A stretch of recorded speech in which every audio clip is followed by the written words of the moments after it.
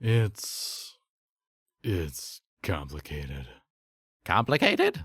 Daius asked excitedly, straightening up and turning to face Kasey. Oh, I love complicated. All the best stories come from complicated. Kasey turned his head again to stare at the man, utter confusion on his face as he watched him hum happily to himself. Forgive me, Kasey began, now slightly annoyed by this stranger's overly cheery attitude. But... You are forgiven, Daius said cheerily, looking at Kasey expectantly as he continued. Taken aback by the interruption, Kasey paused a moment before resuming his statement. I still don't know who you are or why you're here. Simple. I'm here to give you a message. He looked at Kasey, a slight smile on his face, and nodded as though that explained everything. You said you weren't here for me, Kasey asked, now utterly confused by this strange vagabond. No, Daius answered, turning once more to face the stone. I said it was strange you assumed I was here for you, but I never denied that I was. What's the message, then? Daius shrugged. What would you like to hear? Now growing more than a little impatient, Kasey turned away from the man back towards the path that had led him here. This is ridiculous, he said, waving his free hand in an exasperated gesture.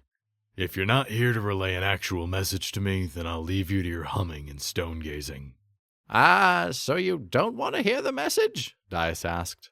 Kasey simply shook his head in exasperation as he took the first few steps down the path back to the street, raising the bottle in his hand back to his lips as he did so. Stop, Daius said, his voice suddenly stern and cold as iron. Kasey stopped, surprised by the change in the man's tone. He turned to see him standing right in front of him, though he'd made no sound of movement that Kasey had heard.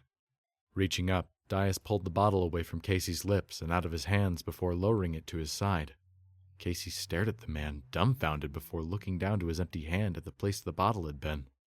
You'll find no more comfort there, son.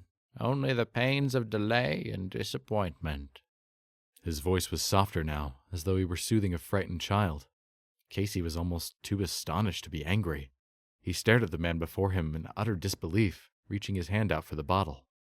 Daius handed it to him without further argument, though strangely, looking into the other man's eyes, Kasey felt no compulsion to raise it to his lips again. Instead, he reinserted the cork and tucked it back beneath his coat.